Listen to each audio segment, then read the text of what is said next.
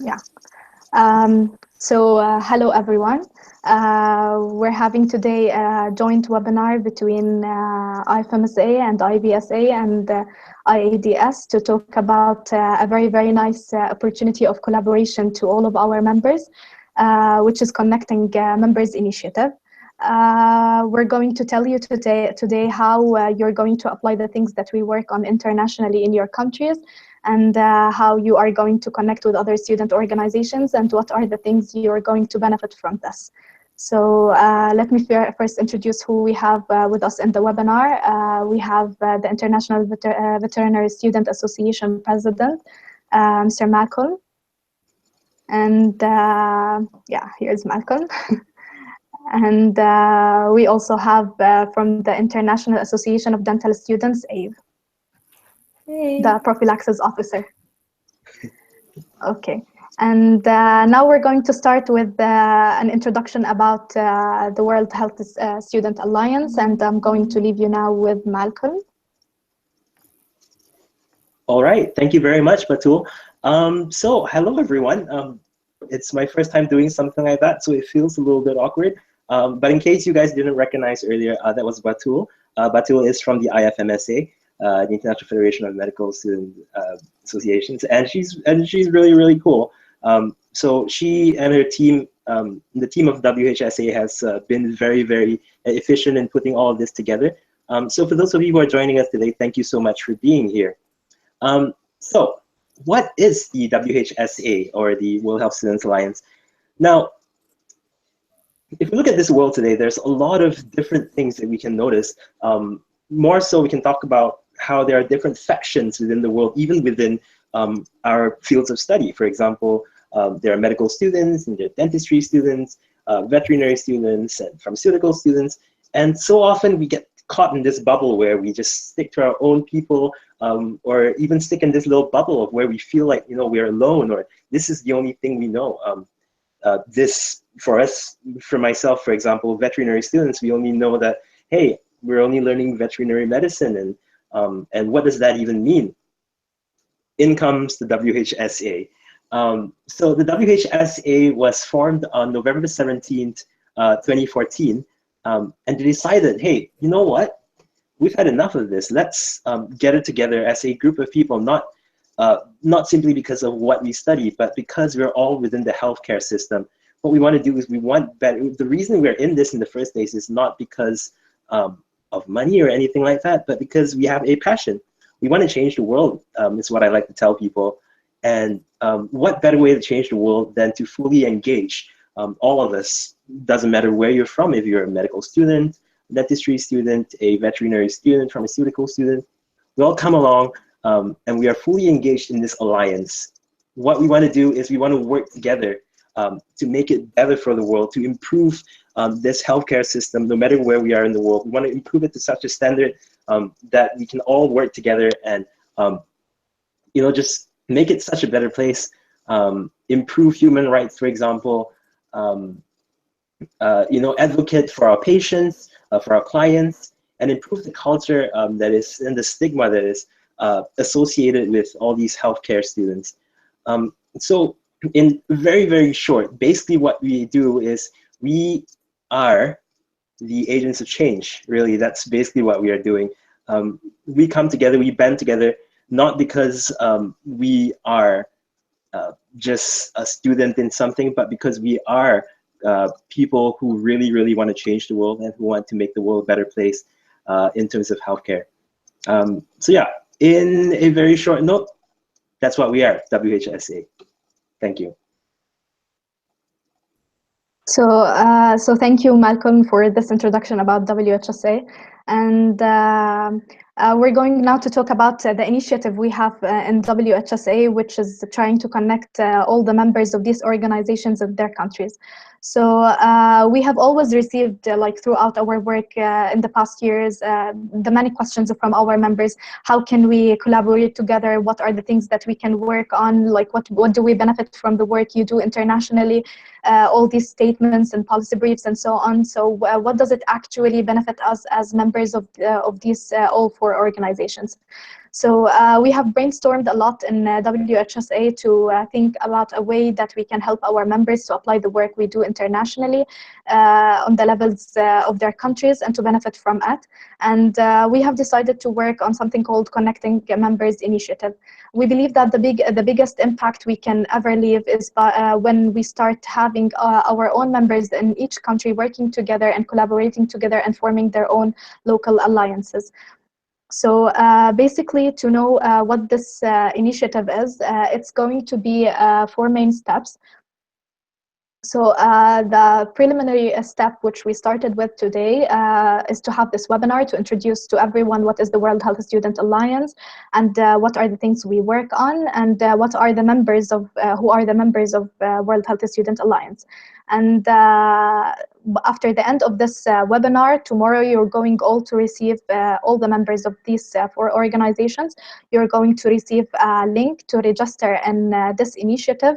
And this link would basically ask you what are the countries you are specifically interested to be connected in. For example, the IFMSA members in India would register and ask to be connected with IVSA members in India, or IADS members in Estonia would ask to be connected with with the pharmaceutical students in Estonia. And they can actually, or basically ask to be connected with the 4 organizations or 1 or 2 or 3 of these organizations if they know others or if they don't have these organizations in their country. And this registration link is going to be opened from the 1st of April until the 15th of April.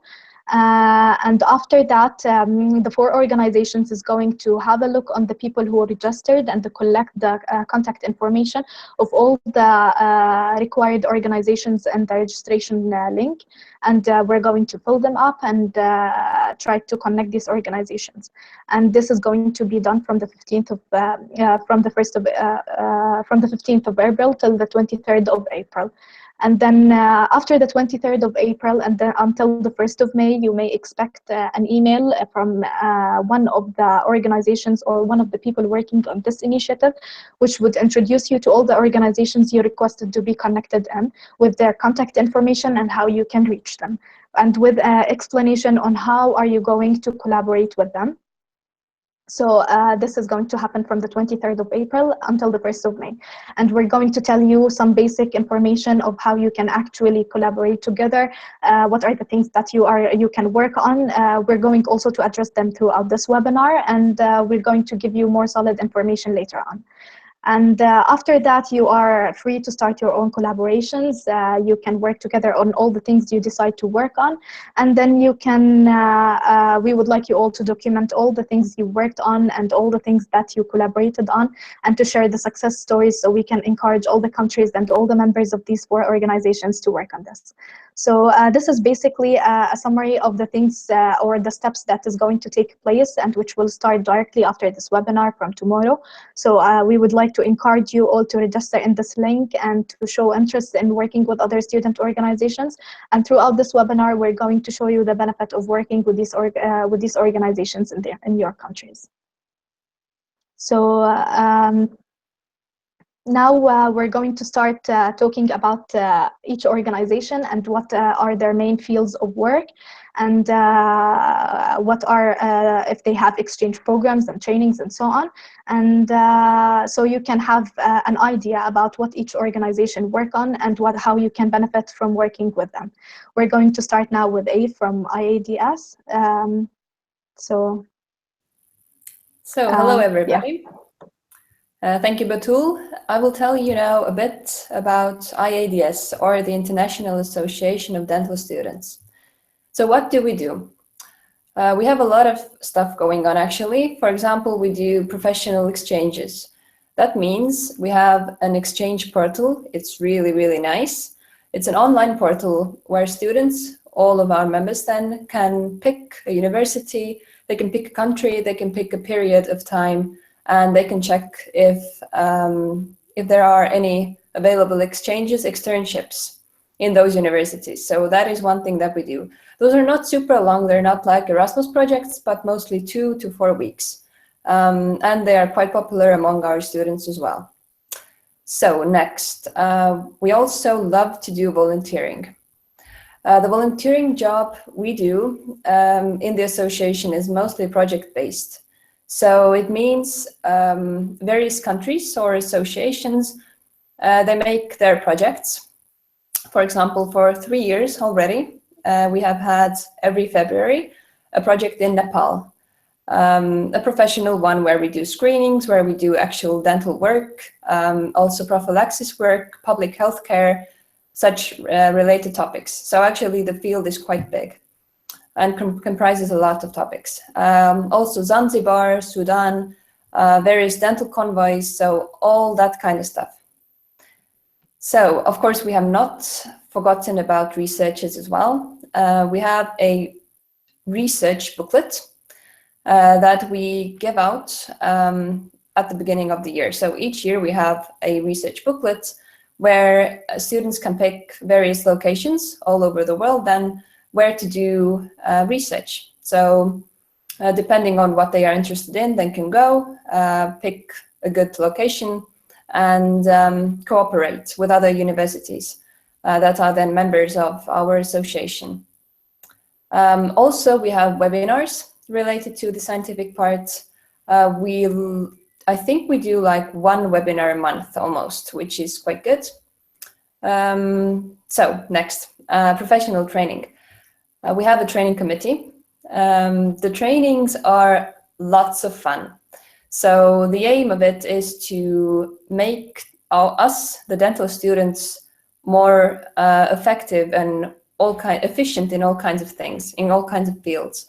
So that means, for example, developing our soft skills or developing our, let's say, hard skills, which means then, for example, writing scientific papers, giving presentations, so on. So mostly the training committee deals with projects or, so to say, field work. They have different projects in all kinds of countries, several ones in 1 year. So all of our members can join and get quite good training, I must say. It's very, very nice and very good and lots of fun. And as the final point, I would bring out also prophylaxis work or / then public health work. So we have campaigns. As you all know, and as Batul told before as well, I am the prophylaxis committee chairman. So what we mostly do is campaigns. We do campaigns, but we also write policies together with other members in WHSA. We also work on screening projects, gathering statistics. When we talk about campaigns, then one of the biggest is the World Oral Health Day campaign, which is happening in March. So today is the final day, actually. And so we are constantly looking further. We are constantly trying to make the field of dentistry bigger, to make it more integrated into public health care and into public health. And also WHSA is very, very important, given the prophylaxis side and the public healthcare side. So that is a short introduction of our association, IABS. If you have more questions, then please do not hesitate and ask. Thank you. Thank you, Eve, for your introduction about IADS. And now I'm going to introduce you about IFMSA. But before, I would like to remind you that you can leave your questions in the live chat of the YouTube link that we shared. And we're going to answer if you have any questions about the things that we did not address throughout the webinar after the end of our webinar. So now we're going to talk about International Federation of Medical Students Association. I work as the liaison officer to student organizations in IFMSA, and I would like to introduce you about the things that we work on in IFMSA. So our vision is a world in which all medical students unite for global health and are equipped with the knowledge, skills, and values to take on health leadership roles locally and globally. So IFMSA was established in 1951, and it's currently present in 124 countries, and we represent more than 1.3 million students worldwide. Our work is divided into many fields and areas. And we have 6 main standing committees. We have SCOPI for professional exchange, in which we have medical students going to other countries and having professional exchange. And we have SCORI, which is about research exchange. We have SCOMI, which focuses on medical education. And we have SCORP for human rights and peace. And we have SCOP for public health. And we have SCORA for sexual and reproductive health, including HIV and AIDS. And these are the main fields that we in IFMSA work on, because our mission is basically uniting medical students worldwide to have initiatives and impact positively the communities we serve in. We focus on public and global health, and we work in collaboration with many external partners. We attend a lot of international meetings and events, and we would like to we direct our work on our standing committees, and we attend meetings related to it. We have international advocacy work, and especially related to global health, and we attend a lot of international meetings. We are also very interested in collaborating with other student organizations, and we collaborate with many health student organizations. We're a part of many important youth networks and international student networks. So we are also very active when it comes to exchanges, and we have a lot of countries, hundreds and hundreds of countries who are active in SCORI and SCOPI exchange.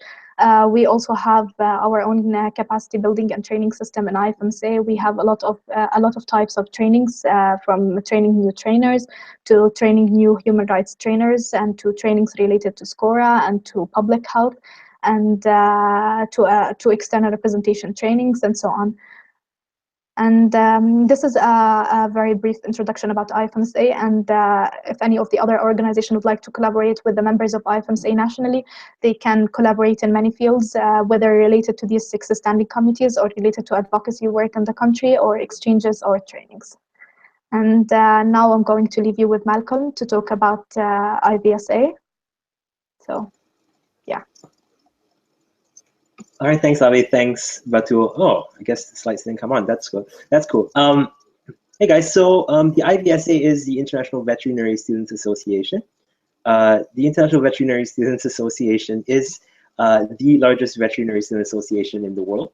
It has about 30,000 members in over 100 different universities in over 60 countries. Thank you. So the mission and vision of IDSA is to benefit the animals and humans of the world by harnessing the potential and dedication of veterinary students to promote the international application of veterinary skills, education, and knowledge. To that end, we have several, kind of like the other organizations, we also have several standing committees, which we focus on different things. For example, the Standing Committee on One Health, or we call SCO. Now, this is one of our main committees, which deals with the other healthcare students associations. For example, IDSA, IFMSA, IABS, IPSF, and these other organizations. IDSA collaborates on the idea of One Health, which is the idea that all healthcare students and professionals can work together to make the world a better place. And so that's what SCO does. We also have SCOVI, or the Standing Committee on Veterinary Education. Now what this does is to promote the veterinary education standards internationally. So we help gather veterinary educational tools and improve the standards of veterinary education around the world by either providing equipment and tools for education, but we also help to advocate for better quality veterinary education around the world. Our next committee is the Animal Welfare Committee. Now, the Animal Welfare Committee, of course, this is probably something that is not so relevant with the other healthcare students, but it is a very important committee to us. What it does is we fight for the rights of animals because we do believe that, you know, they are animals, they don't have a proper voice, or that voice is kind of difficult to hear sometimes when it comes to human beings. So we advocate for the welfare of animals around the world, and we do local projects globally. So if you want to get involved in projects like that, please do contact us. We're more than happy to let you get involved in projects about animal welfare. Now, we also have the working group policies, where we provide papers, policy papers and statements about where we stand on certain issues or topics in the world. This one is very cool, of course. And we also have a working group on alumni. Now, very much like the other organizations, we also have a training new trainers program. And I think we are very proud of the, sorry about that, that's veterinary just of course, there's a dog in veterinary education. We have something called the Development Fund. The Development Fund is an educational fund which we have, which is our charity within IBSA, which provide funds to universities around the world which do not have proper equipment or tools to provide the proper educational veterinary education to our people. And so that is something we also have. And of course, not forgetting, we have symposiums and congresses where we get together and the General Assembly comes and discusses the very important issues. And exchanges, we have individual and group exchanges, which are, I think, the basis and the heart of IBSA, where people get to exchange the knowledge that they have and just exchange the culture and how we study in different parts of the world. I think that is very, very cool. So in a very, very short note, that is basically what IBSA is. Thank you, Malcolm. And unfortunately, we couldn't have someone from IPSF joining us, but also IPSF is a member of WHSA and a very active member in the Alliance. And I'm just going to give you like a very short introduction about IPSF. So IPSF is the International Pharmaceutical Student Federation, and it represents more than 350,000 pharmaceutical students in the world. It's present in more than 80 countries, and they are very active when it comes to pharmacy education, public health, professional development, advocacy, cultural awareness, and partnership in developing pharmacists worldwide. So IPSF has also its own training systems and exchanges, and they work a lot on international advocacy, and we have been joined with them several times in international meetings and collaborated together when it comes to global health and when it comes to health students in the world. And I believe that we're going to send you more information about IPSF. So if you would like to work with them, whenever we send the introduction email. And yeah, I guess that's it. And now we're going to talk about one of the most important things is how are we going to start working how are we going to start this, and how are you going to start working together. So as we said before, after you can register through the link we're going to send tomorrow, we encourage you all to wait for the email which would introduce you to all the people you requested to be connected with. And by that email, you will have their contact information, and you can have their details, and you can check if you can meet them online or meet them in your countries if it's geographically possible to meet in person, and you can get to know these other organizations in your country. So we would encourage you all to have the first step, which is meeting each other after we send you the email, after you contact together on the email, and make sure that you reply to each other, introduce yourselves, and so on. We would encourage you to arrange a meeting together, whether it was online or in person, for one organization or all the organizations you requested. And then throughout this meeting, you should brainstorm together to find the common fields of interest. For example, you can decide if you would like to collaborate on trainings, if you would like to collaborate on exchanges, if you would like to have joint health campaigns together, or to do advocacy work, and so on. So it's very important that each of the organization should define their common fields of interest in this collaboration in order to have a very successful one. And then after you have found your commonest field of interest, then you can decide how are you going to proceed on this. Whether you're going to have this relationship whenever you want to collaborate, you just can contact each other and so on, or whether you want it to be documented formally. For example, when it comes to the international work we do, we usually sign memorandum of understanding between the different student organizations that collaborate together. So technically, you can do the same in your countries. You can use the template for the memorandum of understanding that we use internationally, and we're also going to send it in the introduction email. And you can sign these agreements between the two organizations to make it formally and to protect it for the future generations in your organization, just not to forget about this collaboration. And how are you going to sign an MOU, and what are the most important parts in it? Basically, it all comes from the fields you decide to collaborate on. So every successful MOU would have an introduction part about each organization, their goals, their vision and mission, and then it talks about the common and shared responsibilities for each organization. So you will have a part which will talk about the shared responsibilities between these two organizations, and one example about the shared responsibilities is that you can invite each other to your national general assemblies in your countries, or if you have like a general meeting, or some of the other common responsibilities, you can share each other's logos or announce the collaborations on social media. You can support each other campaigns by talking, by promoting each other's work on social media or on the local media you have in your countries.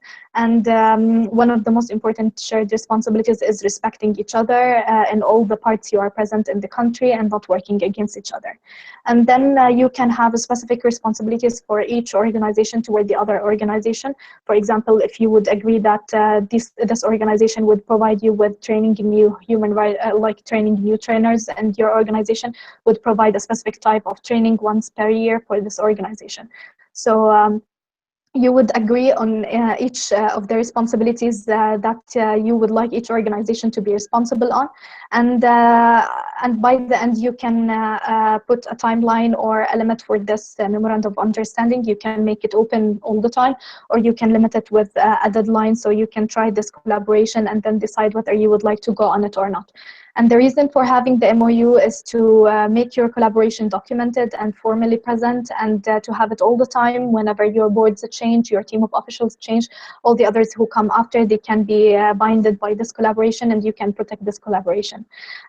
These memorandum of understandings, they can be between two organizations, and they can be more. So it's up to you if you would like to make them as an agreement between more than one organization which are part of this alliance, or just only one organization.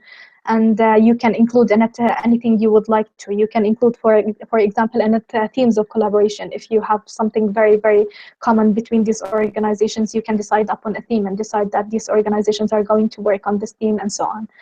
So this is how you sign a memorandum of understanding if you are interested in doing this, and we're going to send you the templates for it. So you can actually apply it in your countries if you would like to have a formal relation with these organizations.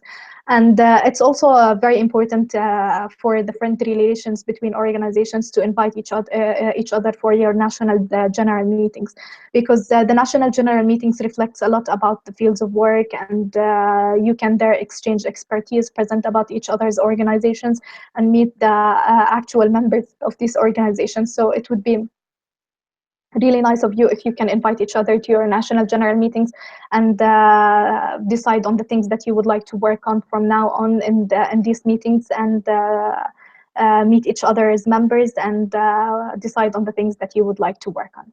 So this is just only a small brief about how you can start working together if you are interested to work together in your countries. And as I said, we're going to send you all the templates that you would need to have these formal agreements whenever we send the emails. And now we're going to talk about specific kinds of or fields of collaboration that you can actually benefit from. And these are the fields that we saw that it's very possible for the organizations to work on, because these are the things that we work on internationally. And the main goal of all of this is how you can transfer from international to national and to local levels. So we want you to benefit from the work we do, and we're going to start by talking about WHSA work internationally. And I'm going to leave you now with Abe. Okay, hi everybody once again. So, as Batul already told you, I'm going to tell you a bit about what kind of international work we do at WHSA and what we believe that all of you will help us do in the future, in the really, really short future. So, as you already heard from the introductory part from Malcolm, the main reason and aim of our international work is related to creating stronger ties and cooperation inside the healthcare system. This means thinking, and most important, working in an interdisciplinary way. We must contribute to the advancement of global health together with other students and improve and develop various health policies. Recently, we have been working a lot as well, and we have developed 2 policy briefs that I will shortly tell you about. So the first policy brief is called Meaningful Youth Participation and Fair Internship Initiative. It was addressed to the World Health Organization, actually. And the aim of this brief was to emphasize the importance of student delegates at WHO executive board meetings. And also to state to the World Health Organization that they should and could work more and develop first their internships for students that they already have, but everything can be always made better. And also the collaboration between our organization, which comprises 4 huge organizations in the healthcare system, and between the World Health Organization. So the second brief was a bit different. It was written for an event, the second global consultation on migrant health. With this statement, with the policy brief then, WHSA wished to express its opinion on migration and health and present to them at that meeting how each of our member associations contributes constantly on global migration, how each of our organizations participates and also tackles the topics of global migrations in healthcare, which is an important topic nowadays. Okay. Enough with the policy briefs. So what can we do more? And what do we do more? And what can we work on in the future? Well, we released a press release. Okay, so many releases, oh my God. So we released it on the 17th of November. Malcolm told you about it before as well. So that's the International Students' Day, also the day when our association was established in 2014. And this is a day of students, as we all know, but it's also a day of networking. It's also a day of new friends, of new collaborations, and it's a perfect day to celebrate in WHSA all over the world. We also participate in organizing international health days and campaigns. This kind of huge, big campaigns, they have an impact. They have an impact on a national level. They have an impact on a global level as well. And the impact is even bigger if we manage to organize them in an interdisciplinary way. That means together with all students, together with different organizations. So you see, one thing that we must understand is that medicine as such, healthcare as such, it's something comprising all of our fields.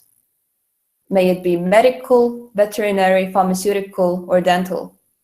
Most countries already organize events for International Health Days, such as Antimicrobial Resistance Day, Tuberculosis Day, One Health Day, Human Rights Day. It's a really, really, really long list, actually. But that's not my point to read out all of the specific international events.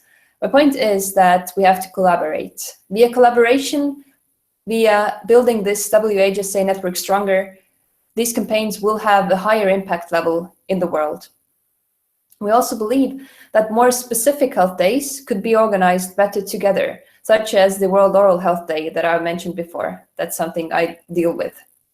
So this is important in order to build a stronger global healthcare network, a stronger system, and to make you the future professionals who will have an impact in the world, and who will also have lots of more friends and a bigger network of colleagues, which is really, really important, actually. It is important now, it will be important in the future. Okay, so this was just a short introduction, what we do, what we plan on doing, and what you could do together with us. Thank you.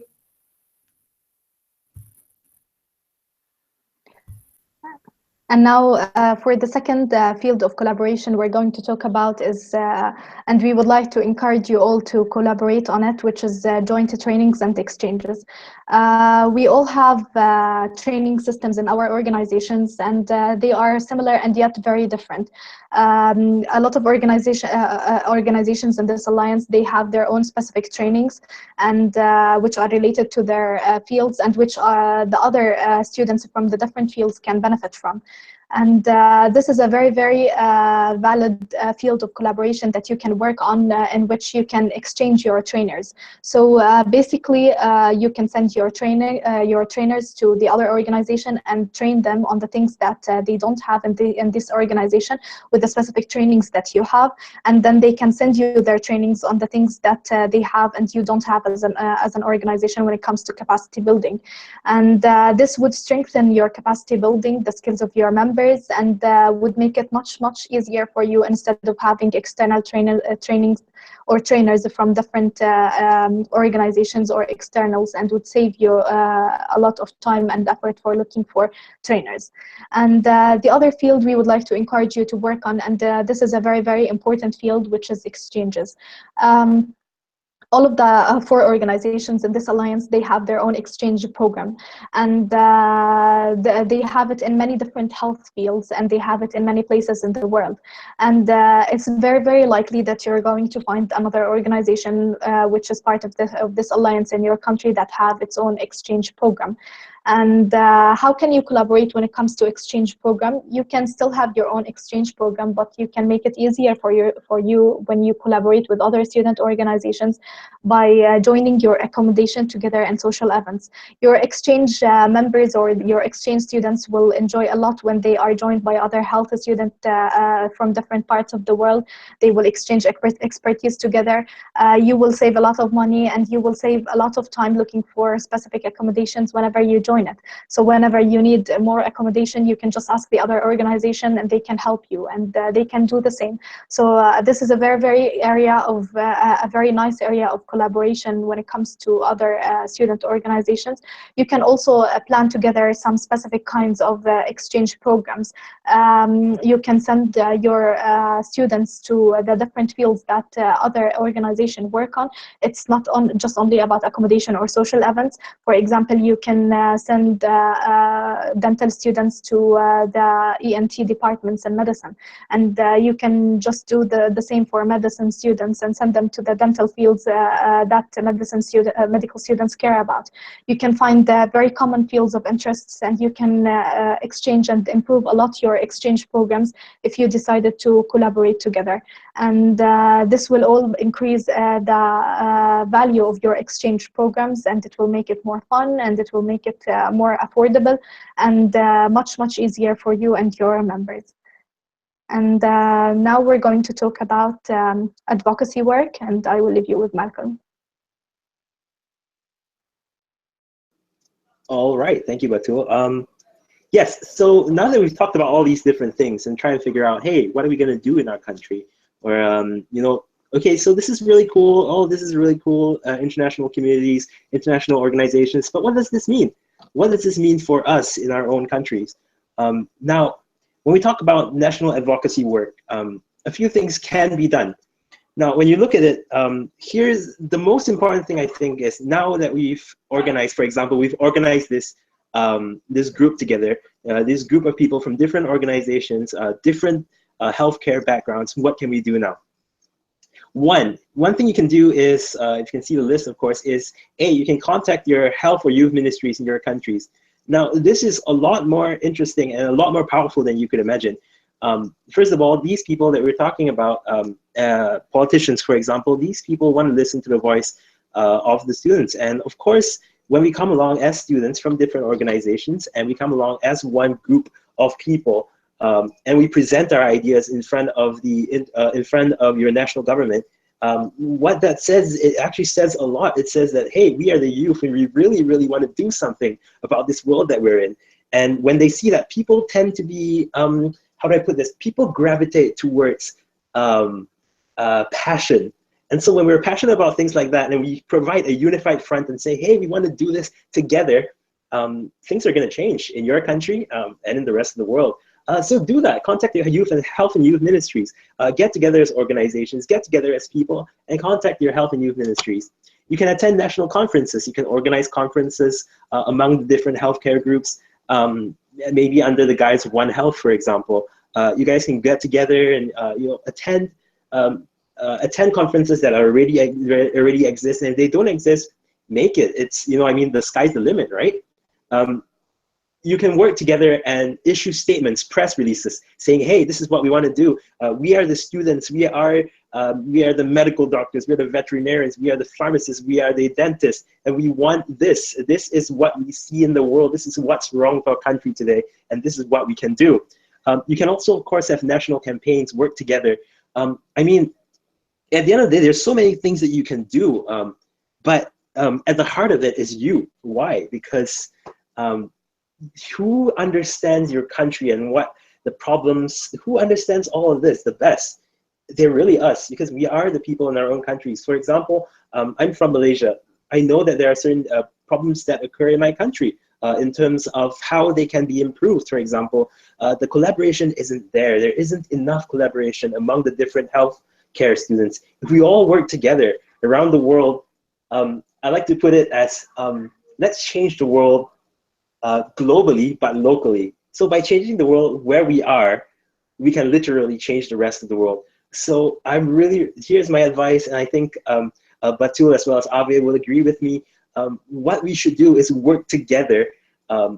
Do what you can where you are in your little sphere of influence, and you'll be surprised how much actually gets changed around here. So yeah, that's basically about national advocacy work. So do it, because it's gonna work. Thank you, Malcolm. And now we have talked a lot about the fields that you can work on, and there are so many other things that you can still sit together, brainstorm, and decide to work on. We just brought some concrete examples that actually some organizations already did in certain countries and worked on. But you still can find a lot of different fields that you can work on, and there are so many opportunities of collaboration. So the next step is that please remember to register on the link that is going to be sent to you tomorrow, because we're not going to send you the contact information of all the people you have in your countries unless you register in this link. We need to know who is interested in collaborating with other student organizations in their countries. So it's very important. It won't take a lot of your time. It's just a simple Google form that you're going to receive, and we encourage you all to register in it. So basically, we will send emails to the official members in each of the 4 organizations, and we want one person, the president of each organization, to register, so we don't receive a lot of people from the same country. So we want the president to register and to tell us who they want to be connected with in their countries, and just wait for the email afterwards. So I guess by that we reached the end of our webinar. And thank you so much, Malcolm and Dave, for having you here and introducing the fields we work on together in WHSA. And now it's your chance to ask any questions, and we're going to check for the live chat if you have any questions. Okay, so let's see. Okay, these are comments. Okay, so greeting.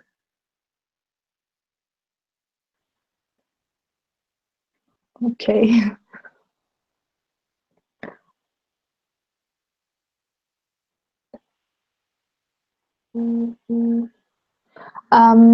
So there's a question from someone called Santosh. Are we facilitated to be a member of WHSA without being involved in any of organization, but being a student of veterinary medicine? So I guess what he meant, I think Malcolm can answer, but I guess he meant that he's a veterinary student and still not registered in any organization in veterinary medicine. So him, Malcolm, can you answer him, Malcolm? Sure. Sorry, what was his name again? I missed that. His name is Santosh. Okay. I guess he's telling that he's a veterinary student, but he's not registered in an association in IVSA. So maybe you can tell him how they can register and be part of IVSA and then benefit from the work we do in WHSA. Yeah, absolutely. So Santosh, thank you for listening and thank you for your question. First of all, IVSA, we are present in, I think, most countries in the world, and where we're not present, actually, it'll be very nice to have a presence there. So if you are actually interested in becoming a member of IVSA, I think probably the first thing, most appropriate thing to do is, first of all, try and figure out if your university or your faculty is a member of IVSA, because sometimes, your university is, they have a certain rule where everyone in your faculty is a member of IVSA, and if so, that's really cool. Probably the best thing to do is go ask around and see if in your faculty there's anyone who knows whether or not you're a member of IVSA, or if not, if your country is a member of IVSA. The one thing you could do is you could hit us up on our Facebook page, International Veterinary Students Association, or IVSA. Otherwise, you can just email me at president@ivsa.org. So that's president@ivsa.org. And if you email me, I can try and help you figure it out. Because we do want all veterinary students to be part of IVSA, and if you're not part of it, you're kind of missing out.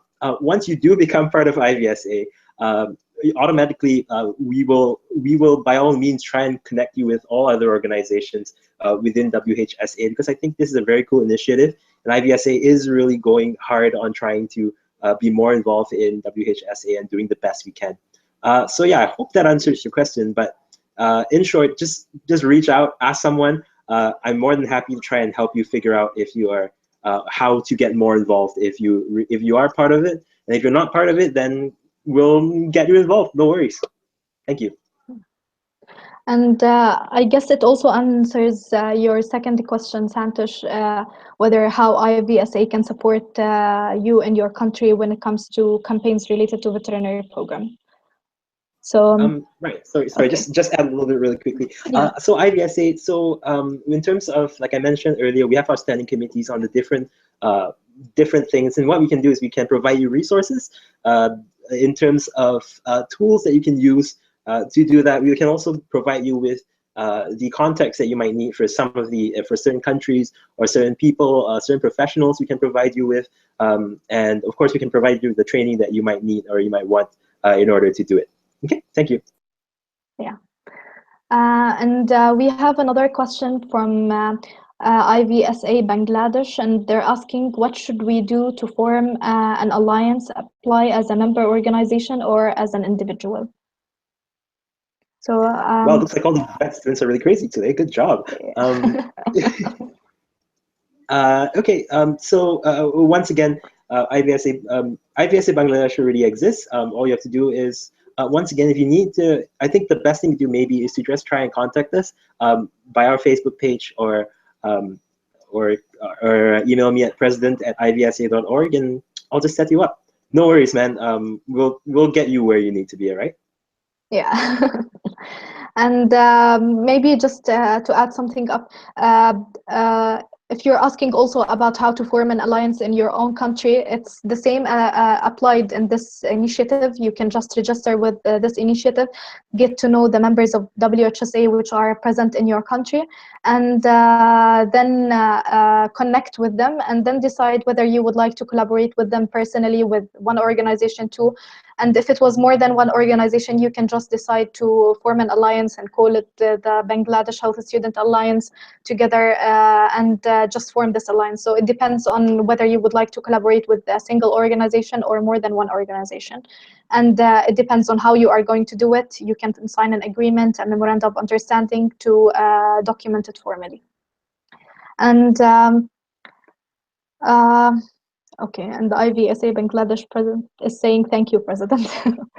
And we have Daniel asking that they're hosting a sub-regional training for IFMSA training event, and he's asking what's the best way to contact the trainers and other organizations, and more specifically to share our open call for trainers. So basically, Daniel, I would like to encourage you to to contact your president and to ask him to register in the link which is going to be sent tomorrow, and to send us if they would like to contact other student organizations in their countries and they don't have their contact information, so we can connect them together. And after that, you can have their contact information. You can just send them your open call for trainers and decide how you are going to collaborate on this sub-regional training, whether they have special trainers that we don't have in IFMSA, and then we can host their trainers, or we can send them our trainers, and so on. So if you are running short in time and you don't have enough time to register and so on and so on, you can send me an email, and I would try to get you the contact information from the other organizations as soon as possible if you need them before the timeline we presented.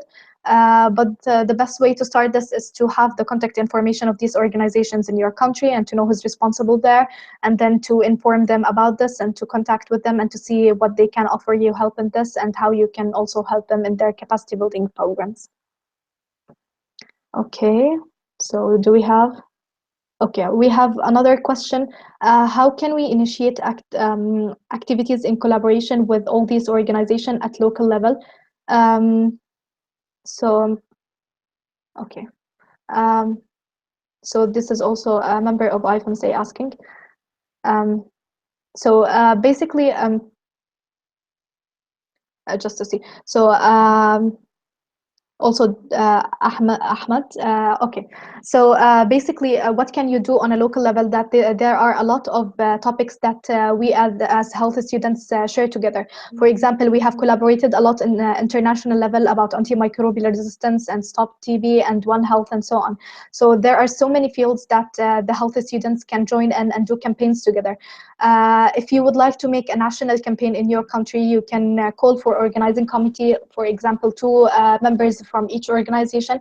You can meet together and decide the things that you're going to work on, just as how you organize campaigns in IFMSA in your local country. You can just add other organizations and work together and organize campaigns in topics which are related to all health students, and this would give you a lot of a bigger platform to share your awareness and advocacy work, and to spread the message that you want by including all health students in the world.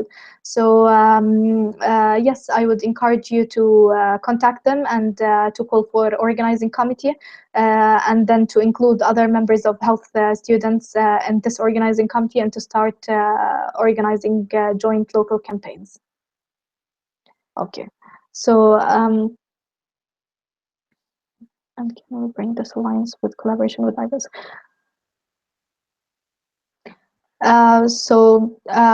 Santosh is asking again that they have IDSA in their institute, and can we bring this alliance with collaboration with IDSA? Hi, Santosh. Yes. Of course. Yeah. Okay. Yes. So just contact, register through the link, and yeah, just as Malcolm said, yes. So Daniel also said a quick follow-up in IADS and IBSA and IPSF, if anyone knows, are trainers organized on the national level like IFMSA, or on a supranational level like, for example, European Federation of Pharmaceutical Students.